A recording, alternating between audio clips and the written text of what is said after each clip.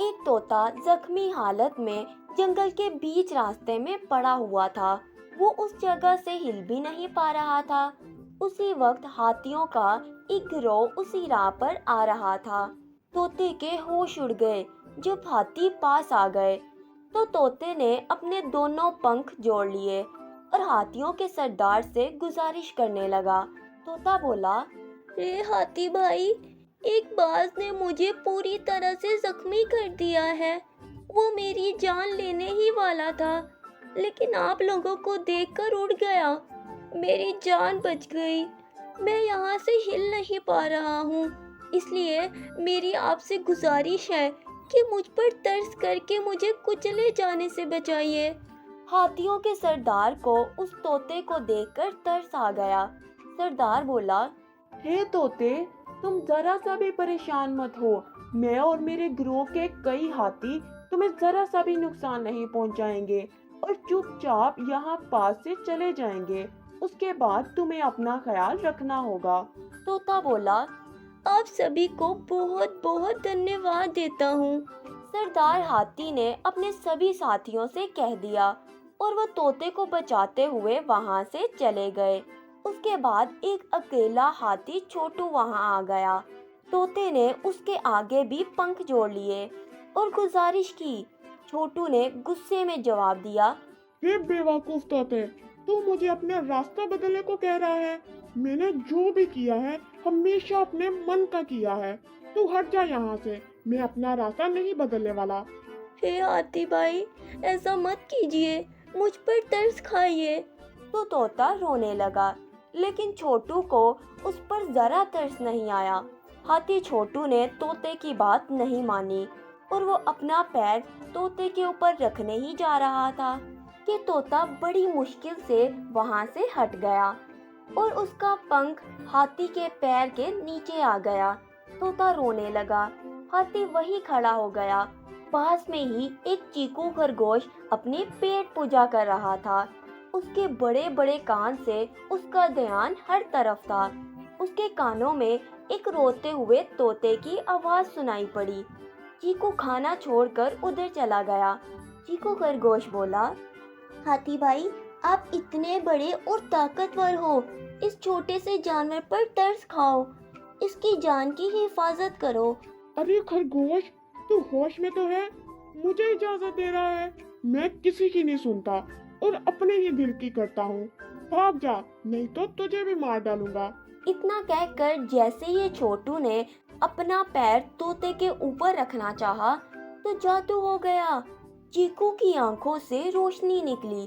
چھوٹو ہاتھی کا پیر نیچے نہیں آ پایا اور وہ پاس میں ہی گر گیا، جیسے اسے کسی نے دھکیل دیا ہو۔ گرنے کے بعد وہ اٹھ بھی نہیں پا رہا تھا۔ اتنے میں چیکو خرگوش وہاں پہنچ گیا اور اس نے اپنے منہ سے طوطے کو پکڑ کر اسے محفوظ جگہ پر لے جا کر رکھ دیا۔ طوطا پھر رونے لگا۔ چیکو خرگوش بولا، چھوٹے طوطے، تم کیوں رو رہے ہو؟ طوطا بولا، میں بہت ہی لاچار ہوں۔ چلنا اور اڑنا میرے لیے بہت مشکل کام ہو گیا ہے۔ میرے پورے جسم میں درد ہو رہا ہے۔ میں پوری طرح سے اسہائے ہو گیا ہوں۔ کیا آپ مجھے پانی پلاؤ گے؟ چیکو بولا، میں تمہیں پانی پلاؤں گا، دوڑاؤں گا اور ہوا میں بھی اڑاؤں گا۔ چلو پہلے پانی پلا دیتا ہوں۔ دیکھو، تم میری کمر پر بیٹھ جاؤ۔ طوطا چیکو خرگوش کی کمر پر بیٹھ گیا اور چیکو اسے لے کر ندی کے کنارے پہنچ گیا۔ طوطا پانی پینے لگا اور وہ کمزوری کی وجہ سے اچانک پانی میں گر گیا اور بہنے لگا۔ بچاؤ، بچاؤ! چیکو بولا، مت گھبراؤ، میں ابھی آتا ہوں۔ اسی وقت جادو ہوا اور چیکو کی آنکھوں سے روشنی نکلی۔ طوطا پانی کے اوپر بہتے ہوئے کنارے پر آنے لگا، جیسے اسے کسی ڈور سے باندھ کر کھینچا جا رہا ہو۔ کنارے پر پہنچتے ہی چیکو خرگوش نے اسے اٹھ کر کنارے پر بٹھا لیا۔ طوطا بولا، بار بار میری جان بچانے کے لیے آپ کا بہت بہت شکریہ۔ خرگوش بھائی، مجھے بڑی ٹھنڈ لگ رہی ہے۔ چیکو بولا، کیا کہا؟ ٹھنڈی لگ رہی ہے؟ یہ لو، امرود کھا لو۔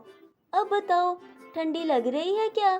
नहीं नहीं, अब ठंड नहीं लग रही है, अब चलने और उड़ने का दिल कर रहा है। हाँ हाँ, अब तो आसमान में उड़ने का भी दिल कर रहा है। मेरी तबीयत भी ठीक हो गई है। ऐसा लगता है आप ऊपर वाले की तरफ से फरिश्ता बनकर आए हैं। तुम्हारी तबीयत ठीक हो गई है? ये बहुत बड़ी बात है। तुमने अपना नाम तो बताया ही नहीं। मेरा नाम चीकू है। मेरा नाम सोनू है। माँ ने रखा था। माँ की नज़र में बच्चा हीरे से कम थोड़ी होता है। माँ ने बड़े प्यार से नाम रखा है, सोनू। चलो आज से चीकू और सोनू की दोस्ती शुरू हो गई। एक बात है सोनू, जहाँ मैं दौड़कर नहीं पहुँच सकता, वहाँ तुम उड़कर पहुँच सकते हो। सोनू बोला, दोस्त ये तो ऊपर वाले की देन है। कोई तेजी से भागता है तो कोई तैरता है तो कोई हवा में उड़ता है। हर जानवर को जिंदगी जीने के लिए कोई ना कोई जरा मिला है। एक बात है दोस्त, तुम आसमान में उड़ते हुए सब पर नजर रख सकते हो। अगर कोई मुश्किल में हो तो तुम मुझे खबर कर सकते हो। हम किसी की तकलीफ में कुछ मदद कर सकें तो बड़ी अच्छी बात होगी। सोनू बोला, हाँ दोस्त, ये मैंने देख लिया। अपने लिए तो अपने अंदाज में सब जीते हैं, लेकिन तुम्हारे जैसे दूसरों के लिए जीने वाले किसी और ही मिट्टी के बने हुए होते हैं। ये मेरी खुशनसीबी है कि मुझे तुम्हारी दोस्ती मिली है। मैं हर कदम पर तुम्हारा साथ देने के लिए तैयार हूँ। सोनू को जैसे चीकू की जादूगरी से नई जिंदगी मिल गई थी। वो अब हवा में अच्छी तरह से उड़ने लगा। वो दोनों दूसरे जानवरों की हमेशा मदद करने लगे। चीकू के पास जादुई ताकत थी और सोनू किसी की मुसीबत में चीकू को खबर देने का काम करता था।